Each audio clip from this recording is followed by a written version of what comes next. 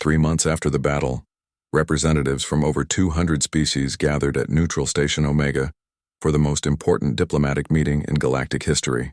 The ancient space station, which had been used for peace negotiations for over 1,000 years, had never hosted such a diverse group of delegates. Admiral Kang Minho, promoted after his victory over the Vrex fleet, led the human delegation. He wore a simple Earth Defense Force uniform, in contrast to the elaborate robes and ceremonial armor worn by other species representatives. The great assembly hall was filled with beings of every imaginable shape and size. Reptilian Vrex sat uncomfortably near insectoid Mantari. Gaseous nebulans floated in specialized containers next to crystalline lithoids, who rang like bells when they moved. At the center of it all, the humans looked remarkably ordinary. High Chancellor Mordek of the Galactic Dominion stood to address the assembly. His voice carried the authority of 3,000 years of rule, but everyone in the hall could hear the uncertainty underneath. "Fellow beings of the galaxy," Mordek began, "we gather in this place to address the new reality that faces us all. The recent demonstration of human military capabilities has changed the balance of power that has existed for millennia." A murmur went through the assembly. Some species were nodding in agreement. Others looked angry or fearful. "The Galactic Dominion acknowledges that our previous assessment of human capabilities was incomplete," Mordek continued.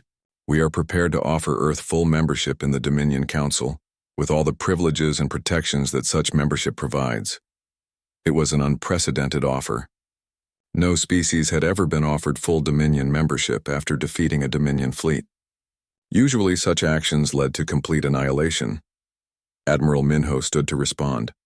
The hall fell silent, waiting to hear what the humans would say.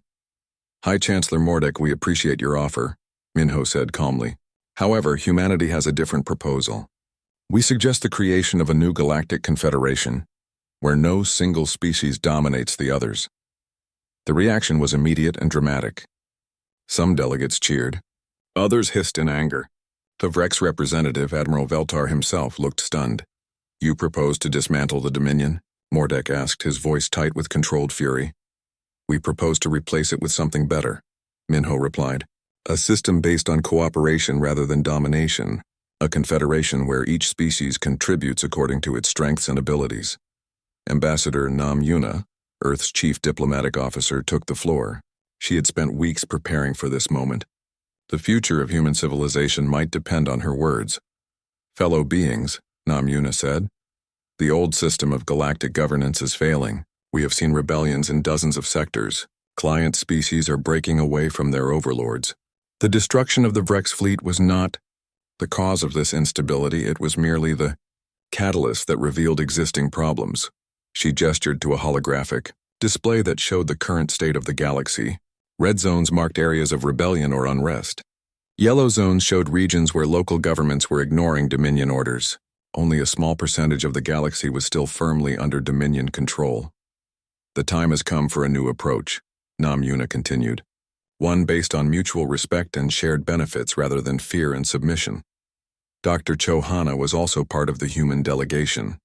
She had been invited to speak about the implications of quantum cascade technology for galactic civilization. "The cascade drive was not developed as a weapon of conquest," Hana explained. "It was created as a defensive measure to protect Earth from invasion. But the same principles that made it possible have other applications."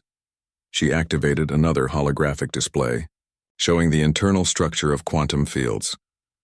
"Quantum field manipulation can be used for more than warfare. We can revolutionize manufacturing, medicine, and space travel. Imagine ships that can phase through solid matter, medical devices that can repair damage at the cellular level, construction techniques that can build entire cities in days rather than years." The implications were staggering. Several species immediately began whispering among themselves, discussing the possibilities. Engineer Park Nari joined Dr. Hana at the speaker's podium.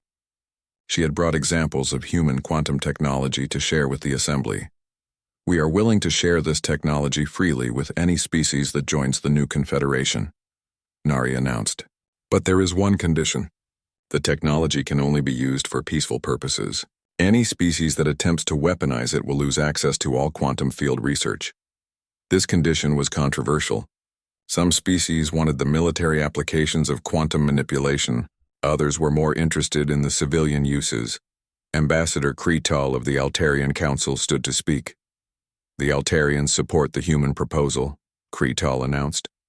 We have suffered under Dominion rule for centuries.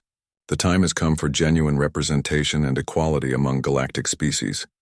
One by one, other species began to voice their support. The Centauri Republic, the Vegan Free States, the Andromedan Federation. Even some former Dominion allies began to express interest in the new confederation. But not everyone was happy with the proposal. General Kexvar of the Vrex Empire stood to voice his opposition. The humans speak of peace, but they destroyed our entire fleet, General Kexvar said angrily. How can we trust a species that possesses such terrible weapons? Admiral Minho responded calmly. General, your fleet came to Earth with the intention of destroying our world and enslaving our people. We defended ourselves. The fact that your crews survived shows that we used the minimum force necessary to stop the attack. You could have surrendered, Kexvar replied. The Dominion offered you membership and protection. As vassals, not as equals, Minho said. Humanity refuses to surrender its freedom, even to superior force. That is why we developed the Cascade Drive. That is why we will continue to develop new technologies. Freedom is not negotiable. Medical Officer Han Suzy had been observing the proceedings quietly, but now she felt compelled to speak. I treated some of your survivors after the battle, Suzy said to General Kexvar. They told me stories about what life was like under Dominion rule. Species forced to mine dangerous materials without proper protection. Entire civilizations relocated because their worlds contained resources the Dominion wanted. Children separated from their families to work in Dominion factories. She paused, looking around the assembly hall. The old system was built on suffering. The new confederation will be built on cooperation. That is not just better politics. It is better morality. High Chancellor Mordek listened to the discussions with growing concern.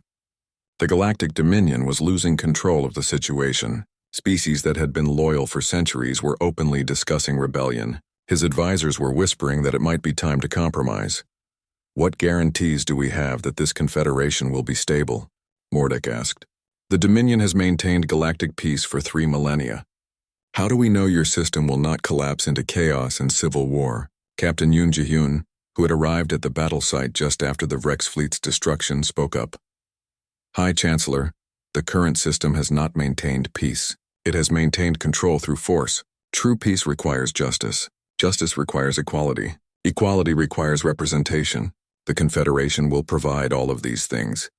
Communications Officer Lee Suman had been monitoring transmissions from across the galaxy during the conference. The reports she was receiving were encouraging. Admiral Minho, Suman whispered, I'm getting reports from 17 sectors where local species have already declared support for the Confederation. The movement is spreading faster than anyone expected. The momentum was clearly shifting toward the human proposal. Even some Dominion species were beginning to express interest in the new system. Admiral Veltar, who had remained silent throughout most of the proceedings, finally stood to speak. I fought against the humans, Veltar said. I experienced their power firsthand. But I have also experienced their mercy. They could have killed every member of my fleet. Instead, they saved us. They could have demanded our surrender. Instead, they offered us partnership. He looked directly at Admiral Minho.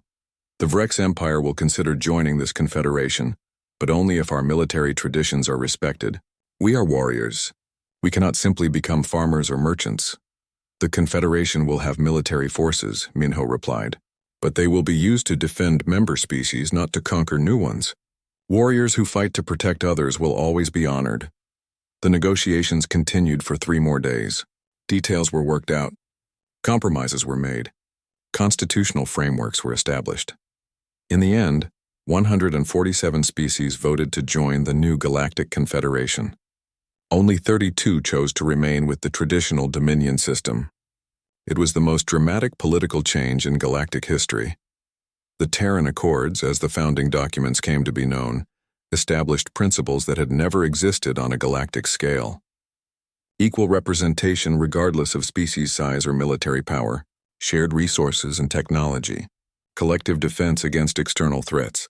Most importantly, no single species could dominate the others. 3 hours after the battle, the ESS Redemption arrived at the coordinates where the Vrex fleet should have been. Captain Yoon Ji-hyun expected to find wreckage. Instead, she found something much more disturbing. "Captain, I'm not reading any large debris," reported the Redemption sensor officer. "There are thousands of life pods and emergency suits, but no ship remains larger than a few meters." Ji-hyun stared at the main screen in disbelief. She had commanded warships for 15 years. She had seen the aftermath of many battles. Ships were destroyed, but they always left wreckage. Metal twisted by explosions, chunks of hull floating in space, pieces of weapons and engines scattered across kilometers. Here there was nothing. Just empty space where 10,000 VREX warships should have been. "Are you certain about these readings?" Ji-hyun asked. "Yes, Captain. I've run the scans 3 times. The VREX fleet is simply gone." A communication signal came through from the Defiance. Captain Minho's face appeared on the screen. He looked tired but calm. "Captain Ji-hyun, good to see you," Minho said. "Sorry we couldn't wait for backup, but the situation required immediate action." "Minho, what in the name of Earth happened here?" "My sensors show thousands of VREX survivors, but no ships at all." "Where is their fleet?" "The fleet has been neutralized using the Cascade drive. I'll send you the full battle report, but the short version is that we dissolved their ships at the molecular level." Ji-hyun felt her mouth fall open. She had been briefed on the Cascade drive project, but she had never really believed it would work. The idea of weaponizing quantum mechanics had seemed like science fiction. "You destroyed 10,000 warships with one weapon?" "Not destroyed," Minho corrected. "Unmade, there's a difference. The ships no longer exist, but the crews survived. We're dealing with a massive rescue operation now." Indeed, the space around both Earth ships was filled with distress signals. Thousands of VREX warriors were floating in life pods and emergency suits calling for help. Their proud fleet was gone, but they were still alive. "Captain Minho, this is Admiral Veltar," came a weak transmission from one of the life pods. "I demand to know what kind of forbidden weapon you used against us." "It's not forbidden, Admiral," Minho replied calmly. "It's just more advanced than anything your people have encountered before. The Galactic Dominion will hear of this. They will send 100 fleets to destroy your world for this insult." "I don't think they will," Minho said. "When they hear what happened to your fleet, they're going to be very interested in negotiating instead of fighting." While the 2 Earth captains were talking, news of the battle was already spreading across the galaxy. The few VREX ships that had been stationed outside the main fleet had witnessed the entire event. Their reports were being transmitted back to Dominion headquarters at faster-than-light speeds. On the Dominion capital world of Hegemony Prime, High Chancellor Mordek received the first reports with disbelief. The message claimed that a single human ship had destroyed the entire VREX expeditionary fleet in minutes. Such a thing was impossible. "Bring me Admiral Veltar's detailed battle report," Mordek ordered his aide. "Sir, Admiral Veltar is currently floating in a life pod. His flagship no longer exists." Mordek felt a chill run through his reptilian body. In 3,000 years of Dominion rule, no fleet had ever been completely destroyed. Individual ships were lost in battle, certainly. Sometimes entire squadrons were defeated. But an entire fleet? 10,000 ships? "Get me a direct communication link with the human homeworld," Mordek ordered. "It appears we need to reassess our relationship with this species." The news was spreading to other species as well. The Centauri Republic, which had been expecting to be the Dominion's next target, received the reports with amazement. The Vegan Free States, who had been preparing for a desperate last stand against VREX expansion, suddenly saw new hope. Ambassador Kretal of the Altarian Council was in a meeting with other independent species when the news arrived. The holographic display showed the battle site, with thousands of VREX survivors floating where their mighty fleet should have been. "How is this possible?" asked Ambassador Thuban of the Rigel Compact. "The humans have been in space for less than 50 years. Their technology should be centuries behind ours. Apparently we were wrong about human capabilities," Kretal replied. "If they can do this to the VREX, what else might they be capable of?" The question was being asked across the galaxy. Species that had never heard of humans before were suddenly very interested in learning everything they could about Earth. Back at the battle site, the rescue operation was becoming complicated. The ESS Redemption and ESS Defiance were small ships. They could not possibly rescue thousands of VREX survivors, but leaving them to die in space would be a war crime. "We need to contact other species in this region," Captain Ji-hyun suggested. "The Centauri Republic has hospital ships that could help with the rescue operation." "Good idea," Minho agreed. Send out a general distress call on all frequencies. Request immediate assistance for a major space disaster. Within hours, ships from a dozen different species began arriving at the battle site. The Centauri brought hospital ships. The Vegans sent cargo vessels that could carry large numbers of survivors. Even some Dominion allies sent ships to help rescue the wrecks. The rescue operation became an impromptu diplomatic meeting. Species that had been enemies or competitors found themselves working together to save lives.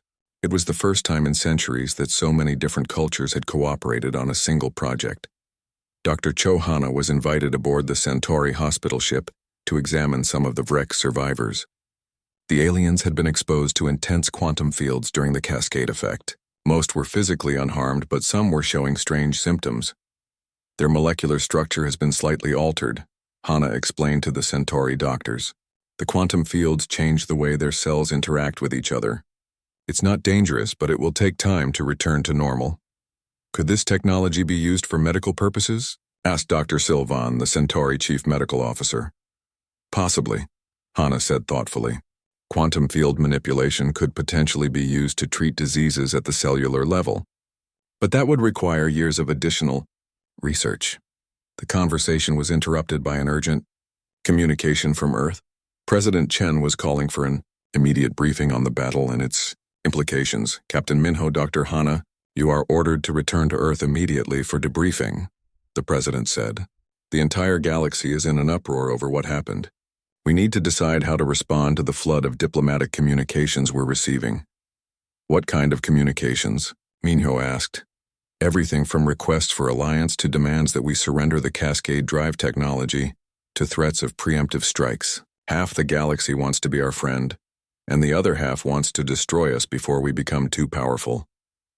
This was exactly what Minho had feared. The demonstration of human capabilities had changed the galactic balance of power overnight. Earth was no longer a weak species that could be ignored. It was now seen as either a valuable ally or a dangerous threat. There's something else, President Chen continued. We're receiving reports that several species are abandoning their alliance with the Galactic Dominion. The Andromedan Federation just declared independence. The Orion Trade League is demanding a new treaty with better terms. The destruction of the Rex fleet was having effects far beyond the immediate battle. The Dominion's power had been built on the fear of their military might. If that military could be defeated by a single ship from a primitive species, then perhaps the Dominion was not as invincible as everyone believed. On Hegemony Prime, High Chancellor Mordic was dealing with the worst crisis in Dominion history. His military advisors were demanding immediate retaliation against Earth. His political advisors were suggesting negotiation. His intelligence services were frantically trying to understand how human technology had advanced so far so quickly. Sir, we're receiving reports of rebellions in 6 sectors, reported General Kexvar. Our client species are questioning our ability to protect them.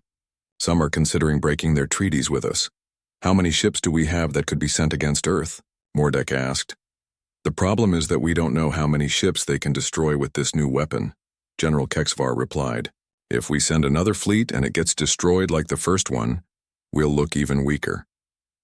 For the first time in 3 millennia, the Galactic Dominion was afraid. The species that had ruled the galaxy through superior firepower had encountered something that made their firepower irrelevant. Captain Minho was preparing the Defiance for the journey back to Earth when he received an unexpected communication. It was from Admiral Veltar, who was now aboard a Centauri rescue ship. Human Captain, Veltar said. I have been thinking about our battle. I want to understand how you defeated us so completely. What do you want to know? Minho asked. How long have your people possessed this technology? The basic research began about 15 years ago, but the weapon itself has only existed for a few months. Veltar was quiet for a moment. My people have been warriors for thousands of years. We have conquered hundreds of worlds. We have never been defeated so completely. The cascade effect spread faster than anyone had imagined. Dr. Cho Hana watched her instruments in amazement as the quantum wave jumped from ship to ship through the Rex communication network. Each vessel that was touched by the effect became a new source, spreading the molecular destabilization to its neighbors. The quantum entanglement is self-amplifying, Hana reported to Captain Minho. Every ship that gets affected makes the cascade stronger. It's like a fire that grows as it spreads. On the main screen, the crew of the Defiance could see the Vrex fleet beginning to dissolve. The massive warships that had seemed so threatening just minutes before were becoming transparent. Their dark hulls flickered like mirages in the desert. Admiral Veltar's flagship was among the first to be affected. The proud vessel that had led the Dominion's forces to victory across the galaxy was now fading away like smoke. Through the ship's dissolving hull, they could see the crew running in panic through corridors that were no longer solid. "Sir, we're receiving emergency transmissions from the Vrex fleet," reported Communications Officer Lee Suman. Her voice was filled with a mixture of excitement and horror. "Put it on the speakers," Minho ordered. The bridge filled with the sound of alien voices screaming in terror. The universal translator struggled to keep up with the flood of panic communications. "Fleet Command, our weapons are offline. Repeat, all weapons are offline. Hull integrity failing on all decks. We're losing atmosphere. Medical bay to bridge, our crew is becoming transparent. We can see through our own bodies. This is impossible. Nothing can do this to our ships." Lieutenant Kim Tae-yang was monitoring the tactical situation. The Vrex fleet's formation was breaking apart as ships tried desperately to escape the effect. But there was nowhere to run. The cascade was spreading faster than their engines could carry them. "Captain, the enemy fleet is in complete chaos," Tae-yang reported. "They're trying to break off the attack. But the quantum effect is following them through their own communication systems." Navigator John Woojin was keeping the Defiance steady in the center of the dissolving fleet. The ship's quantum shields were protecting them from the worst effects, but even so, the crew could feel the massive forces at work around them. "How are our shields holding up?" Minho asked Engineer Park Nari. "Shields are stable, Captain," Nari replied from the engineering section. "But we're pushing them to their limits. The quantum distortions out there are unlike anything we've ever tested against." In the medical bay, Han Suzy was treating crew members who were suffering from quantum field exposure. The effects were not life-threatening, but they were uncomfortable. Some crew members reported feeling dizzy. Others said their vision was blurry. "The quantum fields are affecting our inner ears," Suzy explained to Minho when he checked on the medical situation. "It's like severe motion sickness, but caused by reality itself becoming unstable around us." The cascade effect continued to spread through the Vrex fleet. Ships that had been solid and threatening just minutes before were now barely visible. Their crews could be seen floating in space, their environmental suits the only thing keeping them alive as their ships dissolved around them. But the most amazing thing was how fast it was happening. Dr. Hana had predicted that the cascade would take several minutes to affect the entire fleet. Instead, it was happening in seconds. "The Vrex quantum communication system is more advanced than we realized," Hana explained. "They have quantum entanglement links between every ship in their fleet. Our cascade is using those links to spread instantaneously across their entire formation." Admiral Veltar was experiencing the dissolution of his flagship from the inside. His command bridge was fading away around him. He could see stars through the walls that had been solid metal just moments before. His crew was becoming ghostly, their bodies flickering between solid and transparent. The Admiral tried to understand what was happening. In all his years of military service, he had never encountered anything like this. The Vrex had the most advanced technology in the galaxy. Their ships were protected by the strongest shields and armor ever created. How could one primitive human vessel be destroying his entire fleet? "Science officer," Veltar called out, his own voice becoming faint as his body lost cohesion. "What kind of weapon is this?" The science officer, who was barely visible now, struggled to answer. "Sir, this is not a weapon in any traditional sense. They are somehow manipulating the quantum forces that hold matter together. Our ships are not being destroyed. They are being unmade. Is there any defense against this?" "Unknown, sir. We have never encountered technology that could manipulate quantum fields on this scale. This should be impossible according to all known physics, but it was not impossible. It was simply beyond anything the Galactic Dominion had ever imagined." While they had focused on building bigger ships and more powerful weapons, humans had pursued a different path. They had learned to manipulate the fundamental forces of reality itself. On the Defiance, the crew watched in awe as the last of the Vrex warships faded away. Where there had once been 10,000 massive vessels, there was now only empty space dotted with glowing clouds of quantum energy. "All enemy vessels have been neutralized," reported Lieutenant Tae-yang. I'm detecting no solid matter larger than a few meters across in the entire area. What about survivors? Minho asked. Communications Officer Sumin was monitoring emergency frequencies. I'm picking up distress signals from thousands of life pods and environmental suits. The Vrex crews survived, but their ships are completely gone. This had been part of the plan. Dr. Hana had designed the cascade drive to affect only artificial structures, not living beings. The quantum field would dissolve metal, plastic, and composite materials, but organic matter was largely unaffected. Captain, we're receiving a transmission from the remaining Vrex survivors, Suman reported. Put it through. A weak voice came through the speakers. It was Admiral Veltar, speaking from an emergency life pod. Human vessel, the Admiral said, his voice filled with defeat and confusion. What have you done to us? What kind of devil's magic is this? Captain Minho considered his response carefully. This moment would be remembered throughout the galaxy. His words would be repeated for generations to come. Admiral Veltar, Minho said calmly, what you have witnessed is not magic. It is science. Human science. While your people built bigger guns, we learned to think differently about the universe itself. This is impossible, Veltar replied. No species has such advanced technology. The Dominion has ruled the galaxy for millennia. We have seen all that exists. Apparently not, Minho said. You made the mistake of judging humanity by your own limitations. You thought that because we were new to space, we must be primitive. You were wrong. The communication link went silent. Admiral Veltar had nothing more to say. Dr. Hana joined Captain Minho on the bridge. She looked exhausted but satisfied. Her life's work had succeeded beyond her wildest dreams. How long before the quantum field stabilize? Minho asked. The residual effects will fade in about an hour, Hana replied. After that, this area of space will return to normal. But the Vrex fleet is gone forever. The cascade effect broke down their ships at the molecular level. They cannot be repaired or rebuilt. Engineer Nari also came to the bridge to report on the ship's condition. The Defiance took some stress from the quantum fields, but we're in good shape. All systems are functioning normally. The quantum shields performed better than expected.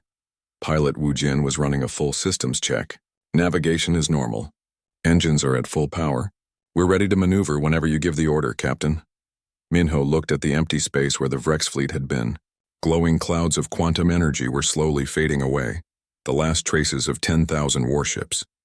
In the distance, thousands of life pods drifted helplessly, their occupants still trying to understand what had happened to them. Set course for Earth, Minho ordered. It's time to go home and report our success. But even as the Defiance turned toward home, Minho knew that this battle was just the beginning. Word of what had happened here would spread throughout the galaxy. Every species would learn that humanity possessed technology beyond anything previously imagined. Some species would want to become allies. Others would see humans as a threat that needed to be eliminated before they became too powerful. The galaxy was about to become a very different place. Medical Officer Han Suzy joined the rest of the senior staff on the bridge. How are you feeling about what we just did? She asked Minho quietly. The captain considered the question. They had just destroyed the most powerful fleet in galactic history. They had humiliated the Vrex Empire and shocked the Galactic Dominion. They had saved Earth and preserved human freedom, but they had also changed everything. The galaxy would never be the same. I feel like we just opened a door that can never be closed again, Minho replied. For better or worse, humanity is no longer a minor species that can be ignored. We're about to become very important to a lot of very powerful people. Are you worried about that? Minho smiled grimly. I'm terrified, but I'm also proud. We proved that humans don't need to be the strongest or the biggest to survive. We just need to be smarter. The Defiance flew toward Earth, leaving behind the scattered remains of what had once been the galaxy. The first shot came from the Vrex flagship. A massive beam of energy that could have destroyed an entire city struck the space where the Defiance had been just seconds before. But the human ship was no longer there. Pilot Jian Wu Jin threw the Defiance into a spinning dive that took it underneath the alien fleet's main battle line. The ship's engines screamed as he pushed them far beyond their normal limits. Warning lights flashed across his control panel, but he ignored them. Nice flying, Wu Jin, Captain Minho said calmly, even as the ship shook from the force of the maneuver. Thank you, sir, But I can't keep this up forever. These alien ships are starting to surround us. More energy beams lanced through space, filling the area around the Defiance with deadly light. The small human ship twisted and turned between the massive Rex vessels, using its size advantage to stay alive. On the Virex flagship, Admiral Veltar watched in growing frustration as his ships failed to hit their target. The human vessel was moving like nothing he had ever seen. It was fast, but more than that, it was unpredictable. How is one small ship avoiding 10,000 weapons? Veltar demanded. Sir, their pilot appears to be using random flight patterns, reported his tactical officer. Our targeting computers cannot predict where they will go next. Then stop trying to predict. Saturate the entire area with weapons fire. They cannot dodge forever. The order went out to the Vrex fleet. Instead of trying to aim at the Defiance, they would simply fill the space around it with so much energy that escape would be impossible. In the engineering section of the Defiance, Parknari felt the ship shake as enemy fire came closer and closer. She was making final adjustments to the Cascade drive while sparks flew from damaged systems around her. Nari, how much longer do you need? Minho's voice came through the communicator, sounding strained. 2 more minutes, Captain. The quantum field generators are almost synchronized. We may not have 2 minutes. Wujin can't keep dodging forever. Nari's hands moved faster over her controls. Around her, other engineers worked frantically to keep the ship's systems running. The Defiance had not been built for this kind of combat stress. It was a research vessel, not a warship. Dr. Cho Hana was in her laboratory monitoring the final calculations. The Cascade drive required perfect timing. If activated too early, it might not affect all the enemy ships. If activated too late, the Defiance might be destroyed before it could complete the sequence. Quantum entanglement matrix is stable, Hana reported. All target frequencies are locked in. The Cascade will spread through their entire fleet in 37 seconds once we begin. On the bridge, Lieutenant Kim Taeyang was still monitoring enemy communications. What he heard made his blood run cold. Captain, the Vrex are changing tactics. They're going to box us in. Half their fleet is moving to cut off our escape routes. Navigator Wu Jin looked at his displays with growing concern. The alien ships were forming a sphere around the Defiance. Soon there would be nowhere to run. Sir, in about 90 seconds we're going to be completely surrounded, Wu Jin reported. After that, all they have to do is fire inward. We'll have nowhere to go. Communications Officer Lee Sumin was receiving messages from Earth. The entire planet was watching this battle through long-range telescopes and sensors. Billions of people were holding their breath, waiting to see if one small ship could save them all. Captain, Earth Command sends their final message, Sumin said. They say that regardless of what happens here, they are proud of what we're attempting. Humanity will remember this day forever.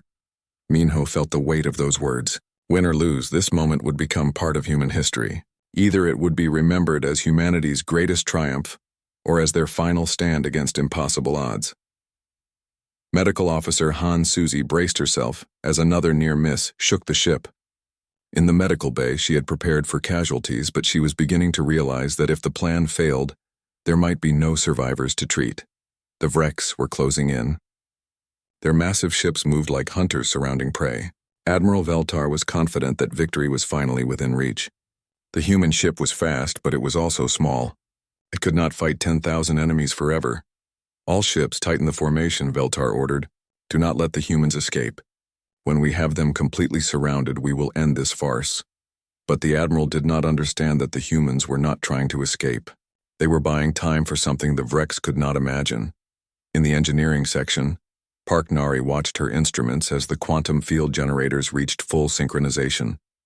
The Cascade drive was ready.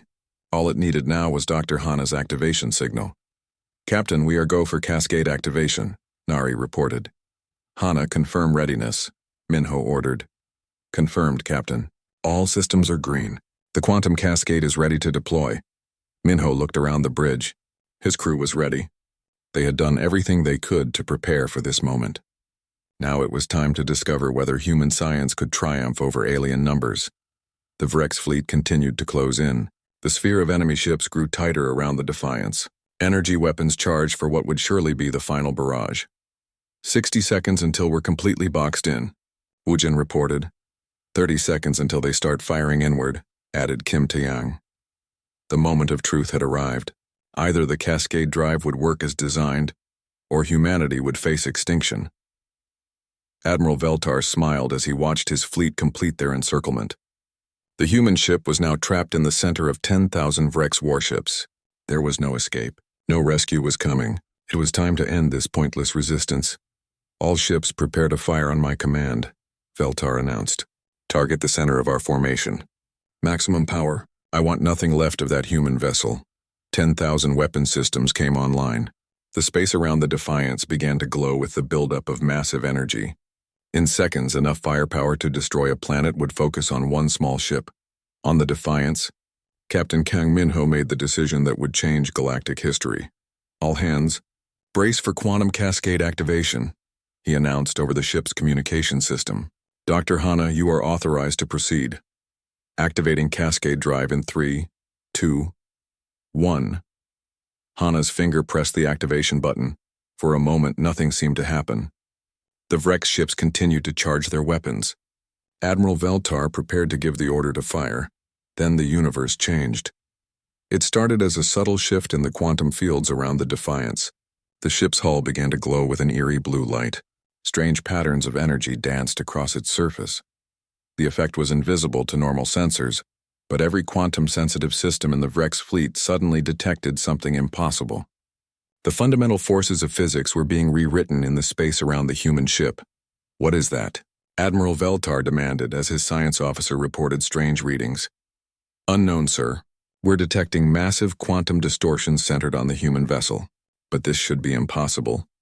No species has technology advanced enough to manipulate quantum fields on this scale. The cascade had begun. Invisible waves of quantum energy spread outward from the Defiance. Carried by the very communication networks the Vrex used to coordinate their attack, Dr. Chohana watched her instruments with fascination and terror. The cascade was working exactly as her calculations had predicted. The quantum wave was spreading from ship to ship, carried by the entangled particles in the Vrex communication system. Cascade deployment successful, Hana reported. The effect will reach all enemy vessels in 30 seconds. What should we expect to see? Minho asked. Molecular destabilization, Captain. Their ships will simply come apart. Admiral Veltar was still trying to understand what was happening when his flagship's hull began to phase shift. The solid metal walls of his command bridge became translucent, then transparent, then started to fade away entirely. Around him, his officers watched in horror as their own bodies began to become see-through. They were still alive, still thinking, but they were losing cohesion at the molecular level. Across the Vrex fleet, the same thing was happening to 10,000 warships. The cascade effect was spreading through their quantum communication network like a virus, but instead of destroying data, it was destroying the bonds that held matter together. All ships report massive system failures, came a panicked voice over the Vrex communication system. Our hulls are dissolving. Weapons offline. Life support failing. Admiral Veltar tried to give orders, but his voice was fading along with his body. The proud Vrex fleet, which had never known defeat, was being unmade at the fundamental level by human science. Captain Minho watched through the main screen as 10,000 enemy warships began to fade away like ghosts. The sight was both beautiful and terrifying. My God, whispered Navigator Wu Jin, it's actually working. Dr. Chohana remembered the day everything changed. It was 5 years ago, in her laboratory on Earth. She had been studying quantum mechanics, trying to understand how particles could be connected across vast distances. The discovery happened by accident, as many great discoveries do. Hana was running an experiment on quantum entanglement when something went wrong. Two particles that should have been connected suddenly caused a chain reaction. The effect spread to other particles in the lab, creating a cascade of quantum changes. Most scientists would have seen this as a failed experiment. Hana saw it as a breakthrough. She realized that quantum entanglement could be weaponized, not as a direct weapon, but as something much more dangerous. While other species in the galaxy built bigger ships and more powerful guns, humans had gone in a different direction. They studied the fundamental forces of the universe. They learned to manipulate matter at the smallest level. They discovered that sometimes the smallest things could have the biggest effects. The cascade drive was the result of 15 years of secret research. Only a few dozen humans knew it existed. Even fewer understood how it worked. The technology was so advanced that most human scientists could barely comprehend it. Lieutenant Kim Taeyang was monitoring alien communications as the Vrex fleet approached. The intercepted messages were being translated by the ship's computer. What he heard made him angry. "They're laughing at us," Taeyang reported to Captain Minho. "They think we're idiots for sending one ship against their entire fleet. Admiral Veltar is telling his officers that this will be good target practice for their gunners." "What else are they saying?" Minho asked. "They're already discussing how to divide Earth's resources. Some want to strip mine the entire planet. Others want to keep humans alive as slaves. They're arguing about which Vrex families will get the biggest share of the profits." Communications Officer Lee Suman was also listening to the alien transmissions. She had learned several alien languages during her training. The Vrex were not being subtle about their plans for humanity. "Captain, they're also talking about using Earth as a base for attacking other independent species," Suman reported. "After they finish with us, they plan to use our solar system to launch attacks on the Centauri colonies and the Vegan Free States."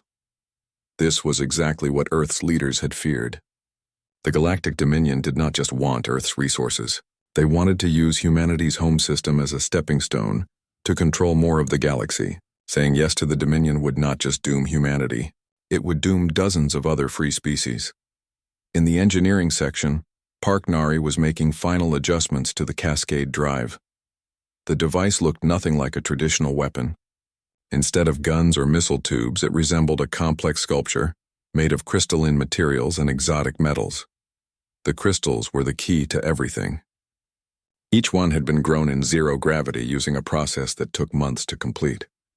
They were arranged in patterns that followed mathematical formulas so complex that only quantum computers could calculate them properly. "Nari, how does this thing actually work?" asked engineer trainee Bei Minseo, who was helping with the final preparations. Nari paused in her work. Explaining the Cascade drive was like trying to explain color to someone who had never seen. But she tried. "You know how some songs can make glasses break if they hit the right frequency?" Nari asked. "Yes," Minseo replied. "This is similar, but instead of sound waves, we use quantum waves. Every piece of matter in the universe vibrates at a specific quantum frequency. If you can match that frequency exactly, you can make the matter become unstable." "So we're going to sing the alien ships to death?" Minseo asked, confused. Nari laughed despite the tension. "Not exactly. We're going to make their ships forget how to hold together. The quantum field will spread from ship to ship through their own communication networks. It's like a virus, but instead of affecting computers, it affects the basic structure of matter." Dr. Cho Hana joined them in the engineering section. She looked tired but determined. The weight of humanity's future rested on her calculations. "The beauty of this system," Hana explained, "is that it uses the enemy's own technology against them. The Vrex ships are all connected by quantum communication networks. They use these networks to coordinate their attacks and share targeting information. But those same networks will carry our quantum cascade," Nari added. "The more ships they have, the faster the effect will spread.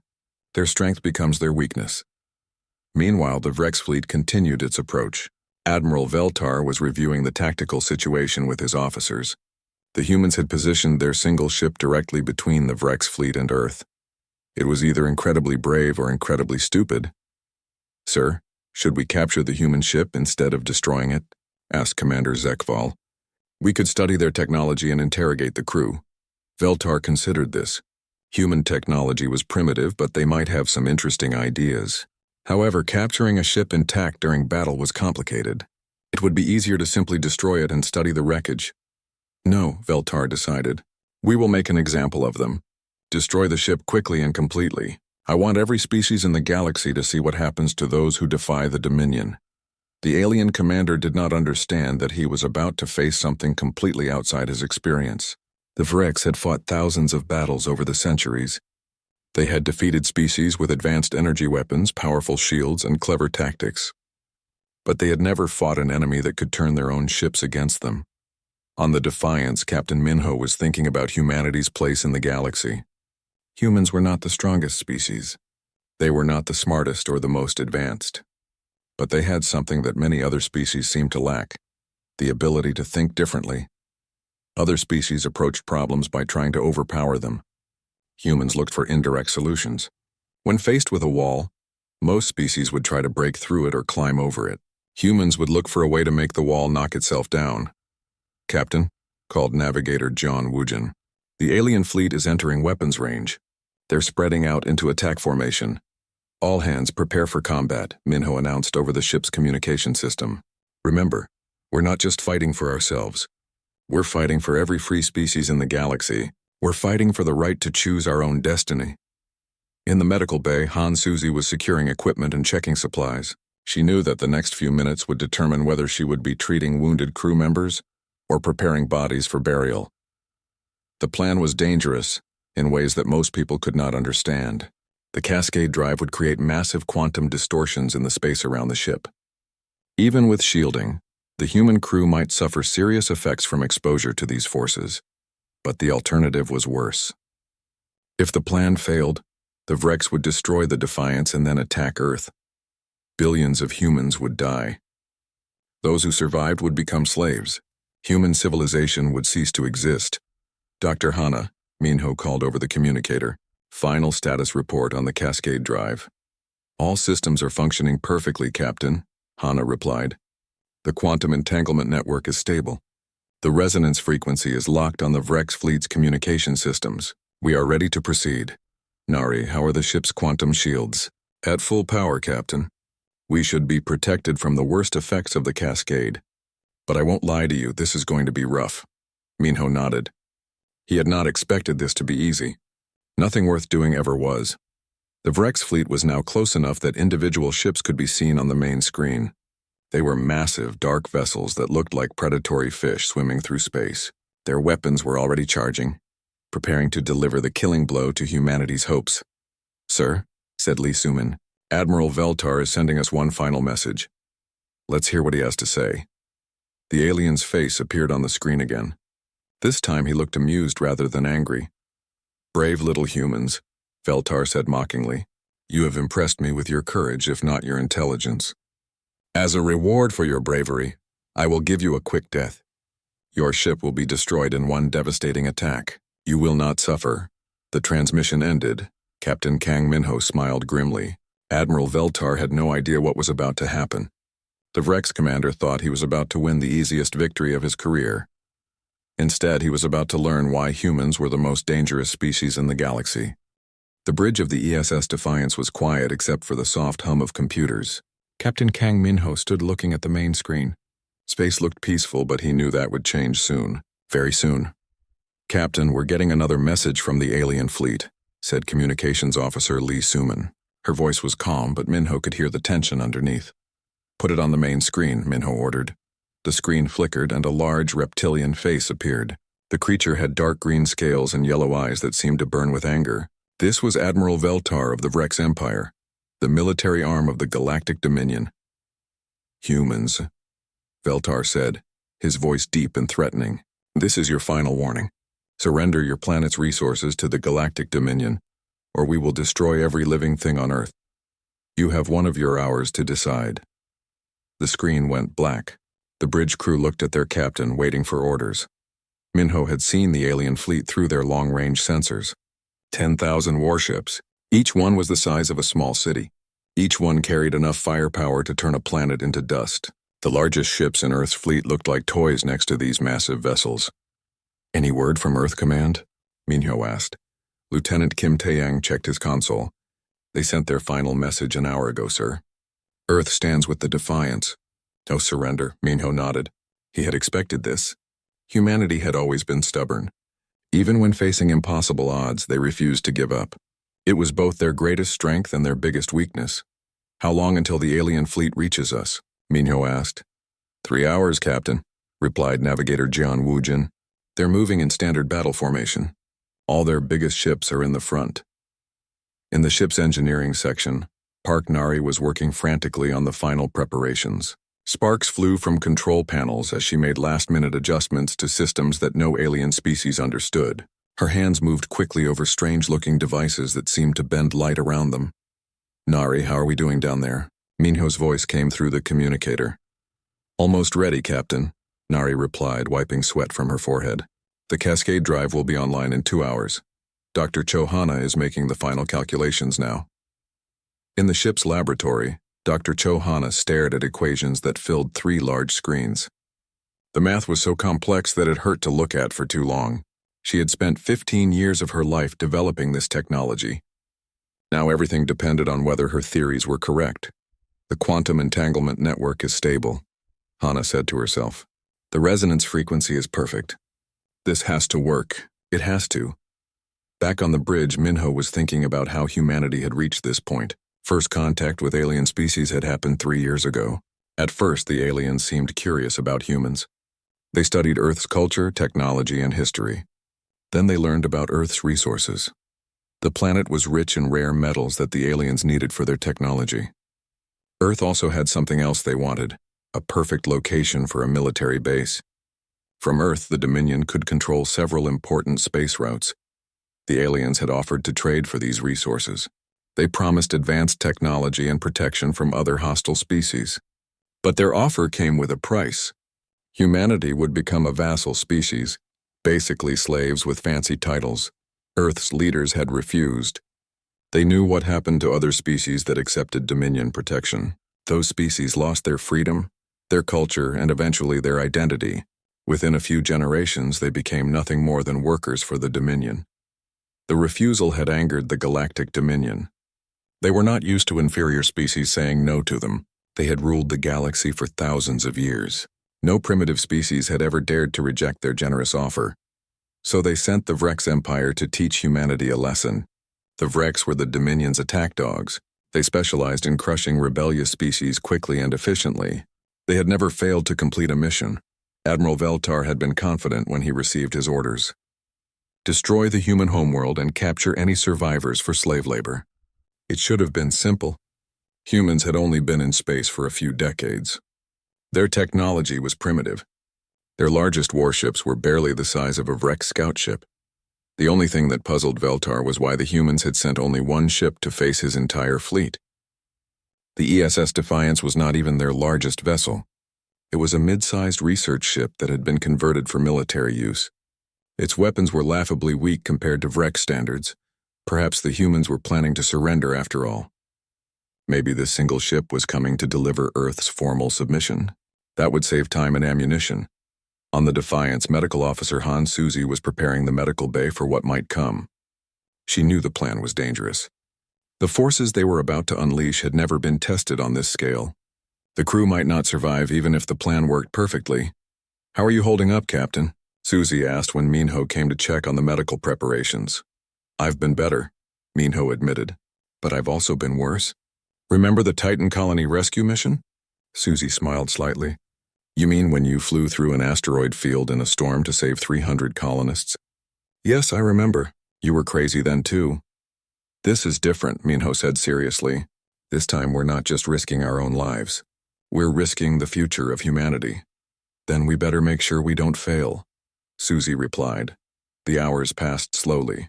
The alien fleet grew larger on their sensors. The crew of the Defiance ran through their final checks. Everyone knew their job. Everyone understood what was at stake. In space, Admiral Veltar watched the single human ship approaching his fleet.